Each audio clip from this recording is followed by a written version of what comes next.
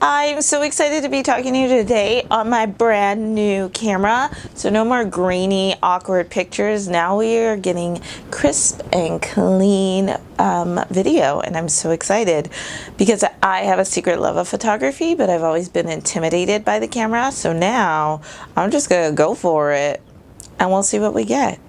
So today I'm going to talk to you about 5 back to school tips just for you.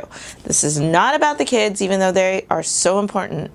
This is not about parents. This is not about your classroom. This is about you and how you can prepare yourself for a wonderful year.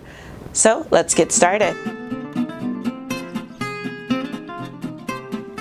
Tip number 1, write everything down. The minute it pops into your head, write it down, because chances are you're gonna forget about it in the next 2 seconds. Even if you're in the middle of doing some awesome project or some amazing laminating, stop, write it down. Whatever pops in your head, it needs to go down on paper so you don't forget it. Put Post-it notes everywhere. Remind yourself to do everything. It might seem overwhelming at first with a to-do list that's 3 miles long, but you're gonna feel so good knowing that you've got all of those crazy, all of a sudden thoughts out of your brain and onto paper. My second tip for you is to find a friend.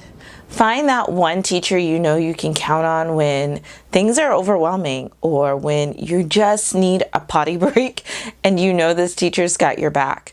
Find a teacher you can bring a cup of coffee to every morning, and someone will do the same for you when you really need it. Find that teacher who, at the end of a long night of parent-teacher conferences, will stop by your room to make sure you're okay and you're all done with conferences and ready to go home. Find one teacher who can be your support system through a whole year of ups and downs. You're going to need that one person to rely on, and you're not going to know how much they'll mean to you until it really matters.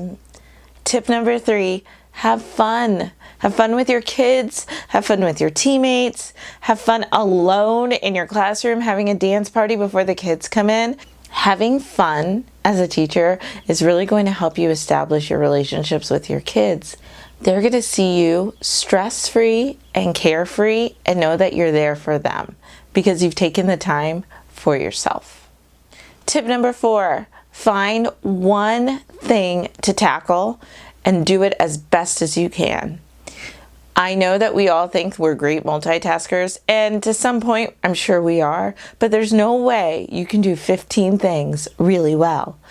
Find that one thing that you really want to take over this year and meet it head on.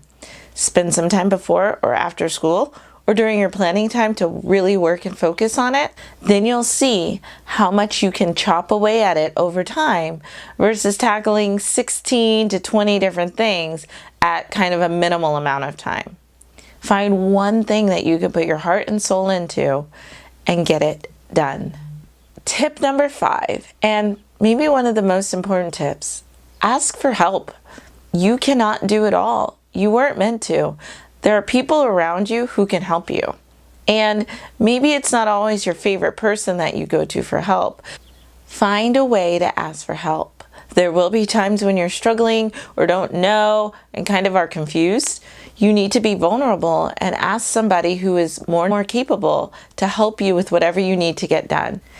It's okay to not know everything. We need to reach out for help sometimes. I hope you have a wonderful back to school season. I hope that it's as stress-free as possible. I know it's not going to be, but I hope that you can find a way to at least hold on to one of these tips and really feel a little bit more ease at the back to school struggle. It's real. It's tough, but you can do this. Thanks for tuning in. I am so grateful that you spend your time watching me be a goofball, and I hope that these were simple tips that are going to be helpful for you. Leave a comment down below with some other questions you might have or tips or tricks you have for back to school that'll help other teachers. Thanks again for watching, and I'll see you next time.